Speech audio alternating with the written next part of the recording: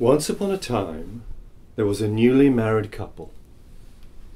Still dressed in their wedding finery, they relaxed in their new home when the last of the guests at their feast had left. "Dear husband," said the young lady, "do go and close the door to the street which has been left open." "Me shut it?" said the groom. "A bridegroom in this splendid costume with a priceless robe and a dagger studded with jewels. How can I be expected to do such a thing? You must be out of your mind. Go and shut it yourself."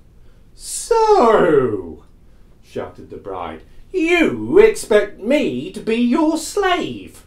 A gentle, beautiful creature like me, wearing a dress of finest silk, that I should get up on my wedding day and close a door which looks onto the public street? Impossible!" They were both silent for a moment or two, and then the lady suggested that they should make the problem the subject of a forfeit.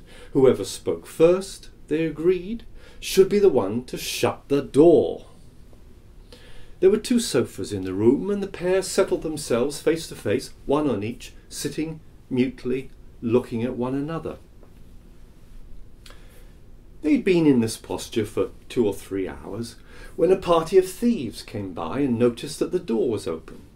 The robbers crept into the silent house, which seemed so deserted, and began to load themselves with every portable object of any value which they could find. The bridal couple heard them come in, but each thought that the other should attend to the matter. Neither of them spoke or moved as the burglars went from room to room until at length they entered the sitting room, and at first failed to notice the utterly motionless couple. Still, the pair sat there while the thieves collected all the valuables and even rolled up the carpets underneath them. Mistaking the idiot and his stubborn wife for wax dummies, they stripped them of their personal jewels, and still the couple said nothing at all. The thieves made off, and the bride and her groom sat on their sofas throughout the night. Neither would give up. When daylight came, a policeman on his beat saw the open street door and walked into the house. Going from room to room, he finally came upon the pair and asked them what was happening. Neither man nor wife deigned to reply. The policeman called massive reinforcements, and the swarming custodians of the law became more and more enraged at the total silence, which to them seemed obviously a calculated affront.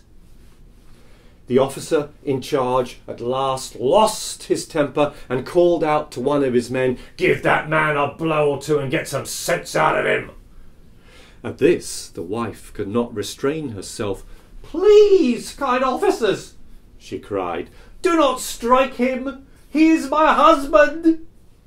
"I won," shouted the fool immediately, "so you have to shut the door."